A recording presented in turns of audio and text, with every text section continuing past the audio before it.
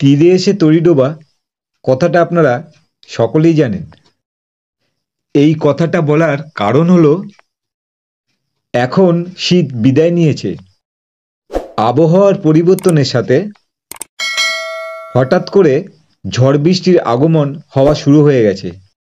বিশেষ করে শিলাবৃষ্টি হলে মারাত্মক প্রভাব পড়বে আমাদের আম গাছের ওপর। এই ফেব্রুয়ারি মাসের মাঝামাঝি সময় থেকে বেশিরভাগ আম গাছেই গুটি সেট হওয়া শুরু হয়। আর এই হঠাৎ করে যদি ঝড় বা শিলাবৃষ্টি হয়, আম গাছের বেশিরভাগ গুটি ঝরে পড়ে যাবে। তাই আমি প্রথমেই বলেছিলাম তীরে এসে তরি ডোবার কথা। নমস্কার, গার্ডেন ভিউ টিপস চ্যানেলে আপনাদের স্বাগত। আমরা আগে থাকতেই যদি আগাম সতর্কতা নিয়ে রাখতে পারি, গুটি ঝরা অনেকটাই কমিয়ে আনতে পারবো। যতই ঝড় বা শিলাবৃষ্টি হোক না কেন, প্রথমেই বলি আম গাছে গুটি ঝরে পড়ে কেন, আর এই গুটি কিভাবে শক্তপোক্ত করবেন যে হঠাৎ যদি ঝড় বৃষ্টি হয় আমের গুটি থাকবে মজবুত। দুই একটি গুটি ঝরে পড়লেও বাকি গুটি থাকবে সেফ। আমার বেশিরভাগই আম গাছে গুটি সেট হয়ে গেছে। আমি কিভাবে আমার এইসব আম গাছে গুটি সেট করেছি, প্রতিটি ডালে দেখুন কত গুটি সেট হয়ে আছে। আমের গুটি এতটাই মজবুত ছিল যে কয়েকদিন আগে ঝড় বৃষ্টিতে কোনো ক্ষতি হয়নি, আর একটিও গুটি ঝরেও পড়েনি। দুটি পদ্ধতি অ্যাপ্লাই করলে আপনাদের আম গাছের গুটি এতটাই মজবুত হবে যে একটিও গুটি ঝরে পড়বে না।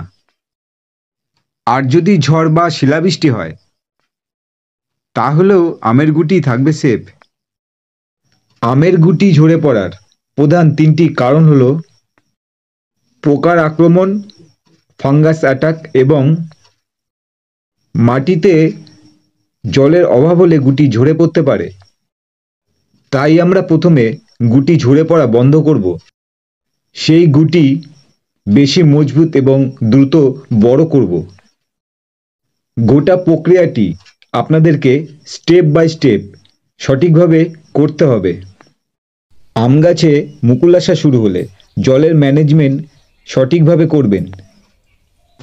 গুটি যখন মটর দানার মতন হবে তখন টবের মাটিতে জল এমনভাবে দেবেন, জল খুব বেশিও দেবেন না আবার খুব কমও দেবেন না, একটা ব্যালেন্স করে জল আপনাকে দিতে হবে।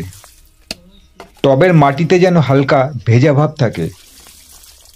এই সময় থেকেই ফল হারভেস্ট করা পর্যন্ত নিয়মিত কীটনাশক ও ছত্রাকনাশক স্প্রে করে যাবেন। আপনারা neem oil, Confidor, Profex super, jump, টাপগর বা রোগর যে কোনো একটি কীটনাশক স্প্রে করবেন 15 দিন পর পর। আর Saaf, Ridomil Gold, Antracol, Indofil M45, Bavistin যে কোনো একটি ছত্রাকনাশক স্প্রে করবেন 15 দিন পর পর। এই দুটি পদ্ধতি আপনারা সঠিকভাবে করলেই গুটি ঝরা সমস্যা সম্পূর্ণ বন্ধ হয়ে যাবে। এবার আমরা আমের গুটি মজবুত করব এই বিশেষ পদ্ধতির মাধ্যমে। এই পদ্ধতি এতটাই কার্যকর যে ঝড় বা শিলাবৃষ্টি হলেও দুই একটি গুটি ঝরে গেলেও বেশিরভাগ গুটি সুরক্ষিত থাকবে। তৃতীয় প্রক্রিয়াটি দুটি পদ্ধতির মাধ্যমে আমরা সম্পন্ন করব। এর জন্য তিনটি উপাদান আমরা ব্যবহার করব। আমরা নেব ইউরিয়া, বোরন ও মাইক্রো নিউট্রিয়েন্ট। এই তিনটি উপাদান সঠিকভাবে ইউজ করতে পারলেই আমের গুটি হবে এতটাই মজবুত, হঠাৎ করে ঝড় বা শিলাবৃষ্টি হলে দুই একটি গুটি ঝরে পড়লেও বেশিরভাগ গুটি সুরক্ষিত থাকবে আর আমের ফলন হবে ম্যাক্সিমাম। আমার আম গাছের প্রতিটি ডালই দেখুন কত বেশি গুটি সেট হয়ে গেছে। আমি আগের ভিডিওতেই বলেছিলাম 50% গুটি সেট হবে। আমার আম গাছে 50% গুটি সেট হয়ে গেছে। আপনাদেরও আম গাছে 50% গুটি সেট হয়ে যাবে। আমের গুটি এরকম মটর দানার মতো হলেই ইউরিয়া স্প্রে করবেন। ইউরিয়া আমের গুটি দ্রুত বড় করতে সাহায্য করবে। তবে ইউরিয়া স্প্রে করার কিছু নিয়ম আছে। মেঘলা ওয়েদার থাকলে ইউরিয়া স্প্রে করা যাবে না। রৌদ্র ঝলমলে আকাশ হলেই তবেই ইউরিয়া স্প্রে করবেন।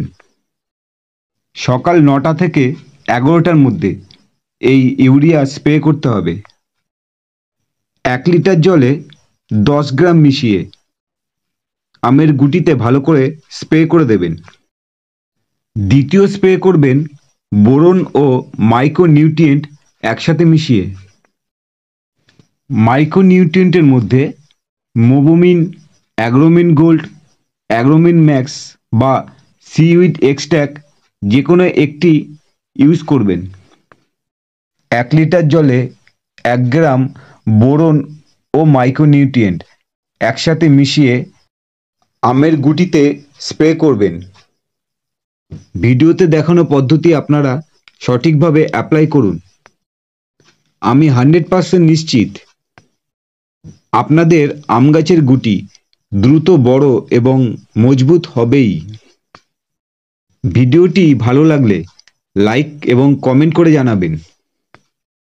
আর নতুন বন্ধুরা যারা ভিডিওটি প্রথম দেখছেন চ্যানেলটি সাবস্ক্রাইব করবেন। আজকের মতন ভিডিওটি আমি এখানেই শেষ করলাম। আপনারা সবাই ভালো থাকবেন।